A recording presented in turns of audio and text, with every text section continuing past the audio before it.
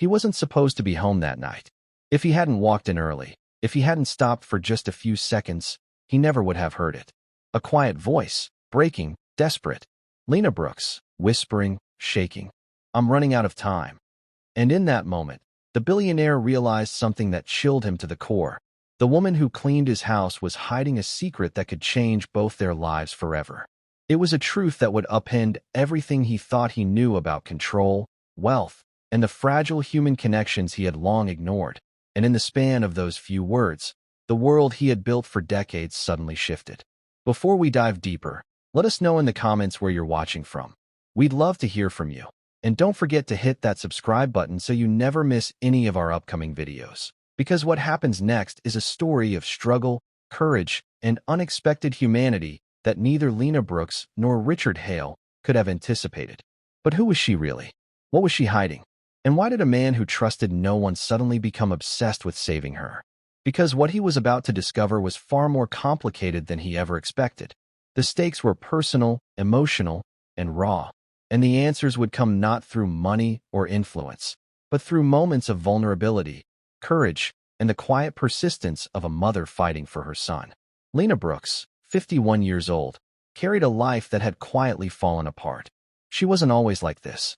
There was a time when her home had been filled with laughter, when her son ran through the halls full of energy and dreams. But life doesn't always give warnings before it takes everything away, and what happened to her son would change everything. Each day she moved forward with a quiet dignity, doing the work that sustained her and Daniel, keeping her struggle hidden, keeping her life intact.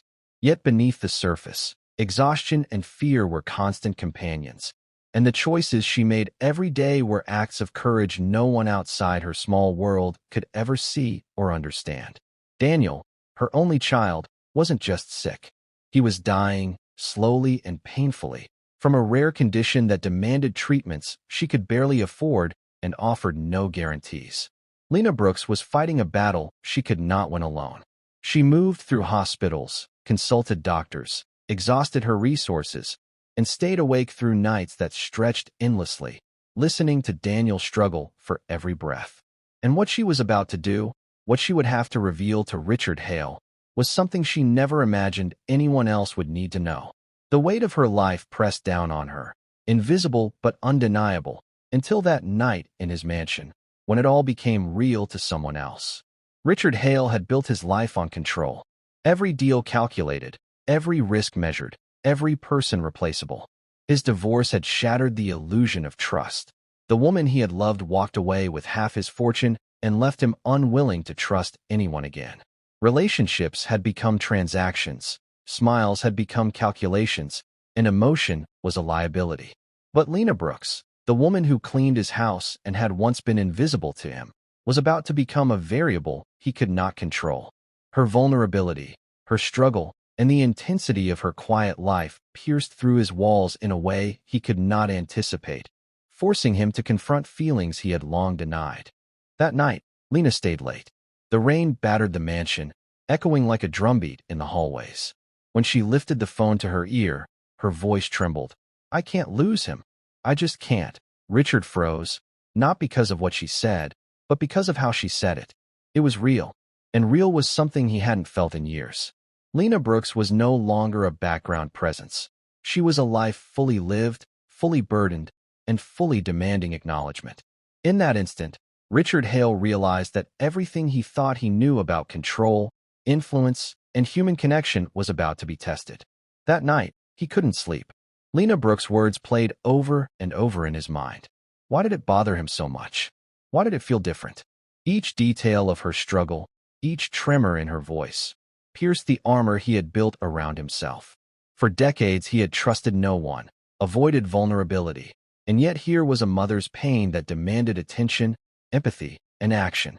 He needed to know the truth, not as a transaction, not as curiosity, but because her life, her struggle, and her courage had become impossible to ignore. Lena Brooks had claimed a part of his attention, and with it, she claimed the responsibility of understanding, of witnessing, and eventually, of acting. The following Thursday, Richard confronted her. "What are you hiding?" he asked, his voice low but urgent. Lena hesitated, knowing that telling the truth would change everything. And then she told him. She told him about Daniel, the rare condition, the hospitals, the bills, the sleepless nights, and the exhaustion that never ended. She revealed how she had fought alone, how she had sacrificed everything she had to keep him alive, and how she had carried burdens no one else would ever see.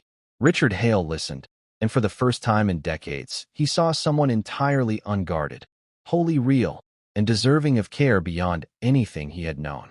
The invisible maid had become indispensable, and he could no longer ignore the gravity of her life or the quiet courage that defined it. Lena Brooks' struggle was deeper than Richard had imagined.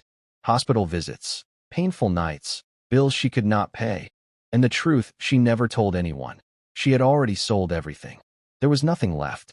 No backup plan, no miracle, only herself, her determination, and the promise to keep Daniel alive. Richard realized that no amount of wealth or influence could undo the stakes laid bare before him. Her courage, her resilience, and her unyielding love demanded recognition, and the weight of her choices transformed the way he saw her and the way he saw life itself. Richard Hale changed that day. He offered to help, doctors, specialists, treatments, but Lena shook her head. "I don't want to owe anyone," she said. And in that refusal, he saw something he had never seen before. Someone who did not seek his wealth, his power, or his control. He saw humanity, integrity, and determination. For the first time, he respected someone more than he understood them, and it altered everything. His presence was no longer about authority. It became about connection, care, and witnessing courage without interference. And slowly, their relationship began to build on trust, empathy, and fragile hope. Their conversations deepened, yet Richard sensed there was more Lena Brooks was not sharing. Sometimes she seemed distracted, distant, as though part of her world remained hidden. He noticed the pauses, the hesitation, the unspoken weight she carried, and suspicion grew in the back of his mind. What else was she hiding? The tension was subtle but undeniable, threading through their growing connection, keeping him alert, curious, and increasingly invested in the life of a woman who had quietly become essential to him in ways he had never expected. Then, one Thursday, Lena didn't come. No message, no explanation, just absence. Richard felt a surge of panic, an unfamiliar fear that had nothing to do with business and everything to do with the human being he had begun to care about. He searched, worried, and finally discovered her home, a small space that bore the signs of struggle, love, and exhaustion. The absence revealed the fragility of her existence and the depth of the bond he had begun to form, a bond that demanded action and presence. Richard arrived at her house and knocked. The door opened slowly, silence stretching like a living thing. Something was wrong. Lena Brooks had not merely run out of money. She had stopped Daniel's treatment to shield him from further suffering. The weight of her choice, the courage and despair entwined in it, crashed into Richard Hale, leaving him frozen. He understood fully that the woman he had come to care for had borne burdens far beyond what he could solve, and the stakes now demanded a response not of wealth or power, but of empathy and human presence. This time, Lena did not argue. She simply broke, releasing years of strength, fear, and pain.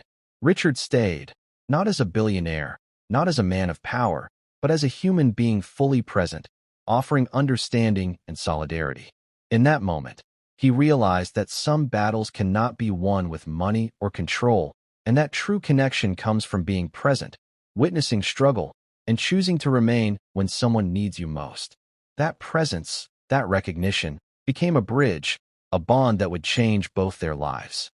Sometimes, the strongest people are the ones suffering in silence, carrying burdens no one sees, yet moving forward because they must. Lena Brooks had fought alone for years, and Richard Hale chose to stay, not with money, not with power, but as a human being, present and empathetic. If you were Lena Brooks, would you have made the same decision? Or do you think she gave up too soon? Comment below and share your thoughts. And if this story stayed with you, subscribe, because the next story promises to challenge everything you think you know and is even more shocking than what you've just witnessed.